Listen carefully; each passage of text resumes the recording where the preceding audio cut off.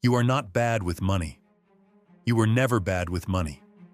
You were handed a product designed by 400 behavioral psychologists, stress-tested against millions of consumers, and refined over 70 years to be functionally impossible to use the way you intend to use it. The credit card is not a financial tool. It is the most sophisticated behavior modification system ever deployed against a civilian population.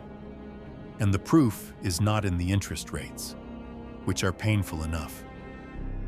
The proof is in the architecture, the design choices that have nothing to do with convenience and everything to do with the systematic dismantling of your ability to make rational financial decisions. By the time you finish this video, you will never look at a piece of plastic in your wallet the same way again. Here is how it was built to beat you. The first thing you need to understand about credit cards is that they did not begin as a consumer product. They began as a solution to a banker's problem. In 1949, a man named Frank McNamara was having dinner at a New York restaurant when he realized he had forgotten his wallet. His wife had to come and pay the bill. The humiliation of that moment, or so the legend goes, inspired him to create the Diners Club card, the first modern charge card. It is a charming story. It is also almost certainly constructed after the fact, because the actual origin of credit cards has nothing to do with embarrassment and everything to do with the discovery that when people do not feel the physical pain of handing over money, they spend significantly more of it. This discovery, made quietly in the 1950s by early credit researchers, is the foundation upon which a $4 trillion industry was built. Physical cash hurts, not metaphorically, neurologically. Brain imaging studies show that paying with cash activates the insula, the region of the brain associated with physical pain and disgust. Handing over a $20 bill for a meal produces a measurable stress response. The meal becomes slightly less enjoyable because paying for it caused genuine discomfort. Credit cards eliminate this entirely. Swiping a card produces no pain response. Tapping a phone produces even less. The purchase feels free in the moment, because the moment of payment has been completely disconnected from the moment of acquisition. This is not an accident. This is the product. Every design decision in the credit card system is built around maximizing the distance between the pleasure of spending and the pain of paying. The statement comes 30 days later. The minimum payment option ensures you never have to confront the full number. The rewards program associates spending with gain rather than loss. The contactless tap removes even the physical motion of handing something over. By the time the bill arrives, the neurological connection between the purchase and the cost has dissolved almost completely. You are paying for something you no longer remember buying with money you are only now beginning to feel the loss of. The second mechanism is more personal and more insidious. Credit card companies know more about your psychological vulnerabilities than your closest friends do. They have decades of transaction data across hundreds of millions of consumers. They know that people spend more on Friday evenings than Monday mornings. They know that a credit limit increase of 20% produces a spending increase of 15% within 90 days, even among consumers who explicitly say they do not intend to use the additional credit.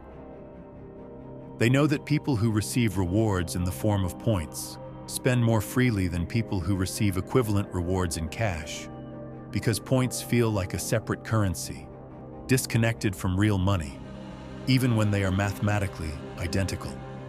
They know that the word free, as in free rewards, free flights, free cash back, activates a different decision-making pathway in the brain than any other word in the English language. That the presence of a reward, however small, causes people to evaluate the primary transaction less critically than they would without it. Every offer you receive is not a gift. It is a calibrated intervention based on a behavioral model of exactly how much reward is required to modify your spending behavior in the direction the issuer wants. The third mechanism is the most structurally elegant and the most quietly devastating. It is the minimum payment. When the credit card statement arrives, it presents you with two numbers, the full balance and the minimum payment, typically 2 to 3% of the balance, or a small fixed dollar amount. The minimum payment exists for one reason: not to help you manage cash flow, to keep you in debt permanently while generating maximum interest revenue for the issuer. Here is the arithmetic. If you carry a $5,000 balance on a card with a 20% interest rate and pay only the minimum each month, you will be making payments for approximately 22 years. You will pay more than $6,000 in interest alone, more than the original balance, before the debt is cleared. The credit card company presents this option as flexibility. It is actually a life sentence with a small monthly fee, and the minimum payment is designed to feel reasonable, responsible even. You received a $5,000 bill and you are paying something. You are not ignoring the debt. You are managing it. The psychological comfort of the minimum payment is the product. The 22 years of interest is the revenue. The people who built this system are not villains. They are engineers. They took human psychology, the pain of loss, the pleasure of reward, the comfort of manageable obligations, and they built a machine that converts those natural responses into one of the most profitable financial products in history. Visa and MasterCard together process more than $15 trillion in transactions every year. The credit card industry generates approximately $160 billion in interest and fee revenue annually, almost entirely from the percentage of users who carry balances, pay late, or spend beyond their means. The industry does not hide this. It is in the annual reports. The profitable customer is not the one who pays in full every month. The profitable customer is the one who carries a balance, reliably, indefinitely, without ever quite paying it off. Everything about the product is designed to increase the probability that you become that customer. The exit from this system is not complicated. It does not require willpower in the conventional sense, because willpower applied against a system designed by 400 behavioral psychologists is a losing battle. It requires structural changes that remove the system's ability to exploit your natural responses. Automatic full payment eliminates the minimum payment trap completely. A separate account for discretionary spending that uses a debit card restores the neurological pain of paying that cash once provided. Understanding the reward mathematics, what you actually receive versus what you actually spend to receive it, removes the irrational spending premium that reward programs reliably produce. The people who use credit cards profitably are not more disciplined than the people who do not. They have simply built systems that prevent the product from operating as designed against them. They receive the rewards. They do not pay the interest. They use the tool without becoming the product.